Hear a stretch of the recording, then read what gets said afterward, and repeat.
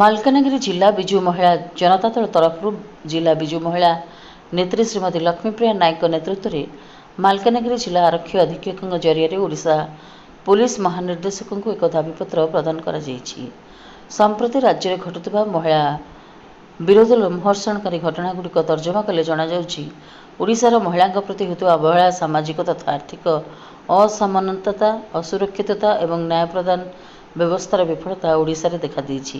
ଓଡ଼ିଶାର ସାମ୍ପ୍ରତିକ ମାମଲାରେ ମହିଳାଙ୍କ ପ୍ରତି ହେଉଥିବା ନିର୍ମମ ଆକ୍ରମଣ, ମହିଳାଙ୍କ ବିରୁଦ୍ଧରେ ଅତ୍ୟାଚାର ଯେପରିକି ଦୁଷ୍କର୍ମ, ଗଣଦୁଷ୍କର୍ମ, ଯୌନ ଉତ୍ପୀଡ଼ନ ଏବଂ ବିଭିନ୍ନ ପ୍ରକାର ହିଂସା ଆଜିର ସରକାର ସମୟରେ ଏକ ନିରନ୍ତର ସମସ୍ୟାରେ ପରିଣତ ହୋଇଛି, ଯାହା ନ୍ୟାୟ ପ୍ରଦାନରେ ବ୍ୟବସ୍ଥାଗତ ବିଫଳତାକୁ ମଧ୍ୟ ପ୍ରକାଶ କରୁଛି।